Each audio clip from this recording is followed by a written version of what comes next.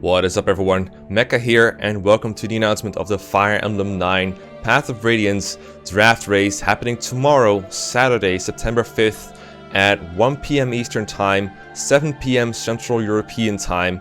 That's where we're going to be playing Mekkah, Sion, Gwimpage, Kirby Master. We're going to be racing, seeing who finishes Path of Radiance first using draftable teams. This is 2 hours before we usually start streaming, or before I usually start streaming, so keep that in mind if you're adjusting your schedule a little bit.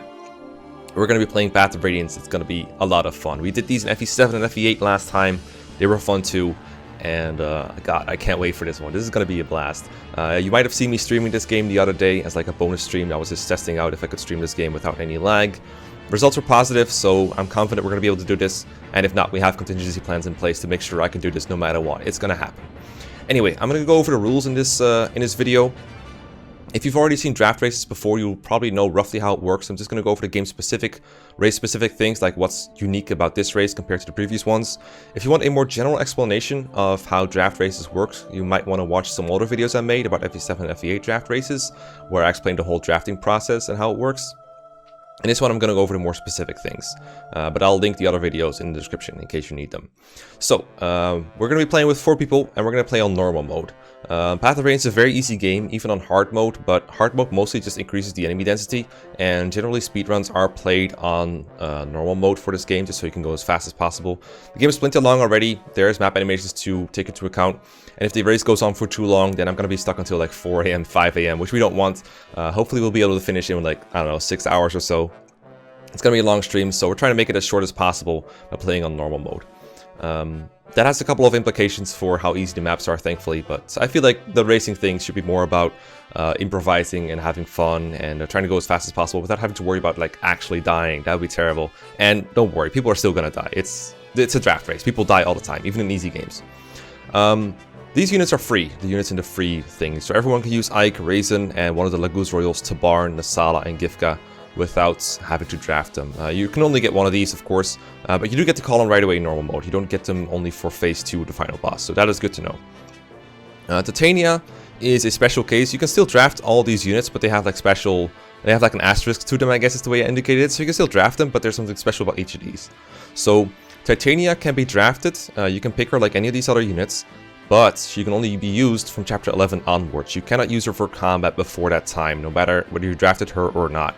So that's to nerf her a little bit, because otherwise she'd be like a really good pick, and we either have to like ban her entirely or do something else strange to her. I feel like this is the best compromise we can go with. So Titania can be drafted, but only be used from chapter 11 onwards. Shinon and Gatrie, kind of the reverse. Everyone is free to use Shinon and Gatrie for the early game until they leave, until they're like, nah, fuck it, Ike, you're not the boss of us. Goodbye, we're out. When they come back, they're like draftable units basically, but everyone can use them in the early game. This reduces their value as draftable units because the core of their like utility is in the early game. The reason I want to be able to use them is because there's not that many early game units that are around all the time. The early game kind of flip-flops between a lot of units, and the early game units are going to be highly contested, so it's going to be hard to pick a lot of early game units, and the early game is going to be really slow if like 2 people have to Ike solo it. So in this way, you don't have to worry as much about drafting early units as you would otherwise. And this is like, when I was testing this, I was just trying to play with just Oscar and Ike, for example. I was pretending I didn't draft Boyd or Soren, and I actually found it like almost impossible to go fast because of it. So Shinon and Gatrie are going to make this race a lot faster by being free for everyone. So you can draft them, but that only really helps you from their recruitment point onwards. So it's going to make Shinon almost worthless as a draft, and Gatrie still kind of bad because Armor Knight, but who knows, he might be useful for you. So that's Gatrie. Nasir and Ena are drafted as a pair. They're kind of pointless. I think most people will just skip the Black Knight fight, which means people will probably just be stuck with Ena no matter what. I don't think they'll be very good, but I made them draftable anyways, because more draftable units is fun. And then everyone here in this spot here, they can just be drafted. So you can only use these units if you drafted them on your team. And we're going to take turns picking units, so you're only going to have like a fourth of this squad available for your whole squad. So something important that we changed. You're not supposed to use units that you haven't drafted, but we found in the past races that people would get penalties for things where they really didn't, it really helped them all that much by accidentally using a unit. Like people would be exposed to combat by accident, and as a result they'd have to take a 5-minute penalty, because that's kind of how it goes. That is the rule. If a unit sees combat, that you haven't drafted, you have to take a 5-minute penalty, but this was really annoying for like forced units and stuff. So we changed the rule a little bit. Units that you haven't drafted are allowed to see combat if they're forced. You can't just deploy them on maps for free, but you can use them if they're force deployed. But they're not allowed to counterattack, basically. So if you accidentally leave someone exposed without a weapon, they get attacked, it's okay, you don't get a penalty. They're allowed to meat shield, basically. They can see combat without counterattacking. So if someone like Rolf or Mist sees combat without you drafting them, that is fine. If they do counterattack though, you still take the 5-minute penalty. So you better unequip people. And that's going to be a little annoying for Laguz characters because they automatically counter once they're transformed. So you have to be a bit careful with undrafted Laguz. Anyway, undrafted units can do a lot of other stuff.